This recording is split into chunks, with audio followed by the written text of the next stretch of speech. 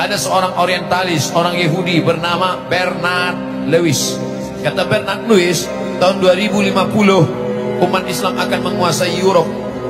2050 Islam sudah berkuasa di Europe. Itu yang berkata begitu bukan orang Islam. Tak sampai 100 tahun lagi. Dari mana analisa dia? Jerman akan diisi oleh imigran-imigran yang datang berpindah dari Turki. Orang Turki sudah memenuhi Jerman. Spanyol dengan Prancis diisi oleh orang Aljazair, Maroko, Mauritania, Tunisia mengisi. UK diisi oleh muslim-muslim yang datang dari India, Bangladesh, Pakistan.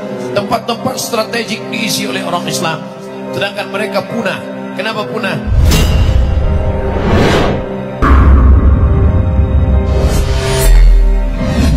Tumbuh tanaman, selepas itu dia akan bertunas, bercabang, berdaun, berbunga, berputih, berbuah.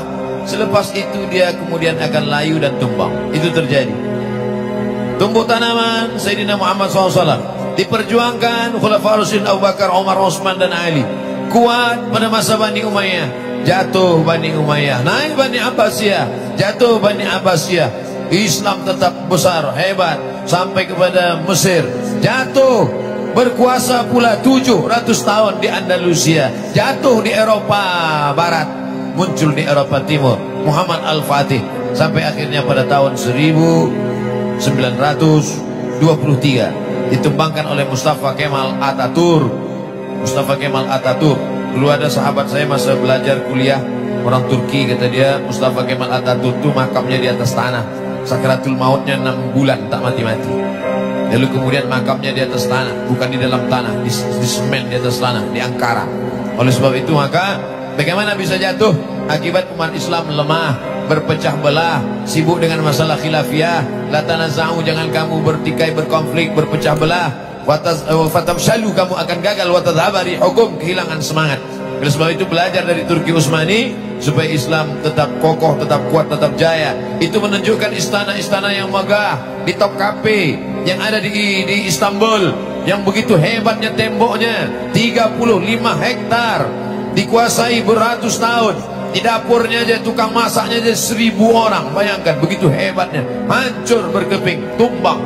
Itu menunjukkan bahwa kekuatan binaan, kekuatan istana, kekuatan tidak kuat. Yang kuat adalah orangnya, mesti dikuatkan, manusianya, orang-orang yang bertakwa, orang-orang yang hebat, orang-orang yang punya kemauan yang kuat, orang-orang yang mujahid fisabilillah. Oleh sebab itu caranya adalah tidak lain tidak bukan menanamkan akidah, dikuatkan. Bahwa hidup ini kita tidak terlena dengan dunia. Kata Nabi SAW, sampai masanya nanti kamu akan seperti makanan di atas meja makan. Yang satu menarik kakinya, yang satu menarik kepalanya, yang satu menarik dadanya. Aqillatun nahnu yawma idzin ya Rasulullah. Apakah saat itu kami sedikit ya Rasulullah? Bal antum katsirun, jumlah kamu banyak. Lakinnakum ghusaun ka ghusa'is sail, tapi kamu seperti buih di tengah lautan yang tak ada kekuatan. Begitulah akhirnya, kerana dia tiada kekuatan, terpecah belah, ada pengkhianatan, ada kemunafikan. Akhirnya 1923, 1924 tumbang, terpecah. Kuasai Turki Utsmani itu dulu, sekarang berapa? 42 negara. Dari mulai Ethiopia, jumlah negara Arab saja 22 negara. Yang bukan negara Arab, Ethiopia di Afrika, sampailah negara Rumania, sampai kepada Eropa Barat, Eropa Timur. Itu semua di bawah kekuasaan Turki Utsmani. Kalau ingin mengetahui ini semua, mudah-mudahan dibukakan Allah rezeki, nanti pergi umrah, balik dari umrah singgah ke Turki untuk melihat peninggalan-peninggalan itu semua. Tapi al-Islamu ya'lu, Islam akan tetap tinggi, wala yu'la alaih. Jangan bercerita tentang Turki Utsmani ini lalu umat Islam menjadi lemah, menjadi takut. Tidak. Ada seorang orientalis, orang Yahudi bernama Bernard Lewis. Kata Bernard Lewis, tahun 2050 umat Islam akan menguasai Europe. 2050 Islam sudah berkuasa di Europe. Itu yang berkata begitu bukan orang Islam. Tak sampai 100 tahun lagi. Dari mana analisa dia? Jerman akan diisi oleh imigran-imigran yang datang berpindah dari Turki. Orang Turki sudah memenuhi Jerman. Spanyol dengan Prancis diisi oleh orang Aljazair, Maroko, Mauritania, Tunisia mengisi. UK diisi oleh muslim-muslim yang datang dari India, Bangladesh, Pakistan. tempat-tempat strategik diisi oleh orang Islam, sedangkan mereka punah. Kenapa punah? Sebab mereka tidak mau menikah. LGBT terkena virus HIV, meninggal dunia. Sedangkan umat Islam pula banyak anak, makan tidur 10. Otaknya cerdas, banyak. Sekarang sudah, Masya Allah, tabarakallah. Bernard Lewis, Yahudi ketakutan Islam akan banyak, Islam akan tidak perang. Islam menguasai Europe tidak dengan cara perang, tapi dengan cara apa? Dengan kekuatan ilmu pengetahuan. Maka Islam yang paling cepat pertumbuhannya amat sangat pesat Europe hari ini. Maka muncullah Islamophobia, ketakutan terhadap Islam, takut mereka. Maka dipancinglah Islam ini teroris, Islam ini fasis, Islam ini akan membunuh, Islam ini akan memancung. Tapi apa kata Allah? Wa makaru wa makarallah. Mereka membuat tipu daya, Allah membalas. Wallahu khairul makirin. Allah itu amat sangat kuat balasannya. Maka begitu Islamophobia ditakut-takutkan, Islam kalau berkuasa akan membunuh, orang makin mencari-cari Islam. Maka berbondong-bondong orang datang ke Maghribi. Mereka datang dari Spain, datang ke Maghribi, bersyahadat ramai-ramai ke masjid-masjid masuk Islam. Khasnya lagi selepas peristiwa 11 September, ramai-ramai sebab mereka mencari Islam, mereka cari dakwah-dakwah Islam, mereka download buku-buku tentang Islam.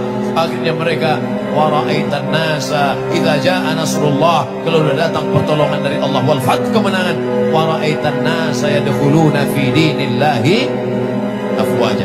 Dan saya percaya janji Allah Subhanahu wa taala, innaka la tukhliful mi'ad. Ada satu yang belum. Nabi dulu berjanji 700 tahun lamanya, la tuftahanna al-Qastantiniyatu. Nanti Konstantinopel pasti akan direbut oleh umat Islam. Wala ni'mal amiruha. Pemimpin panglima perangnya pemimpin terbaik. Wala ni'mal jaisu dzalikal jais. Dan pasukan tenteranya adalah yang terbaik. Ketika Nabi berkata begitu, semua apa kata mereka? Majnun, gila, sahir, tukang sihir, kadzab, pembohong. Tapi 700 kemudian, siapa yang menyangka ternyata persis seperti yang dikatakan Nabi SAW. Ada satu lagi yang belum terwujud janji Nabi. Apa dia? Rome itu adalah Europe. Itulah yang dikhawatirkan oleh Samuel Huntington dalam bukunya Clash Civilization. Itu juga yang dikhawatirkan oleh Bernard Lewis. Tapi janji Allah SWT akan terwujud. Tidak dengan perang, tidak dengan membunuh, tapi dengan apa? Dengan ilmu pengetahuan. Akan lahir sarjana-sarjana, akan lahir Muslim sekolah yang akan menunjukkan tanda-tanda kebesaran Allah. Sanurihim ayatina fil afaq. Kami akan tunjukkan tanda-tanda kebesaran kami di atas langit, kata Allah. Wa fi anfusihim, bahkan dalam diri mereka, hatta yatabayyana lahum annahul haq, sampai nyata bahwa janji Allah itu akan benar, janji Allah itu akan terwujud. Al-Islamu ya'lu, Islam tinggi, wala yu'la alaih. Tidak ada yang melebihi daripada Islam. InsyaAllah Allah akan menolong Islam. Islam ini pasti akan ditolong Allah. Andai kita tidak ditolong Islam, kita tinggalkan Islam ini, Islam pasti ditolong Allah. Yang jadi masalah adalah apakah kita masuk dalam catatan para penolong-penolong Islam. In tansurullah. Faiz qala Isa bin Maryam lil hawariyin, ketika Isa berkata kepada hawariyin, man ansari ilallah, siapa yang menolong aku menegakkan agama Allah? Qala al-hawariyun berkata, nahnu ansarullah, kami yang akan menolong agama Allah. Sekarang saya bertanya, siapa yang akan menolong agama Allah?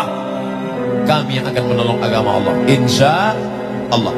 Insya Allah kita akan tolong agama Allah. In tansurullah, kalau kau tolong agama Allah, yang surkum, Allah akan menolong kamu. Wa yuthabbit aqdamakum, Allah akan menguatkan kaki kamu. Allah tidak tanya berapa harta yang kau beri, Allah tak tanya apa yang sudah kau buat, Allah tak tanya berapa darahmu yang tumpah untuk jihad, tidak. Tapi yang ditanya Allah adalah apa yang sudah kau ikhlaskan untuk menolong agama Allah Subhanahu wa taala. Mudah-mudahan nanti kita termasuk yang boleh menjawab pertanyaan ketika berhadapan dengan Allah Subhanahu wa taala. Amin ya rabbal alamin.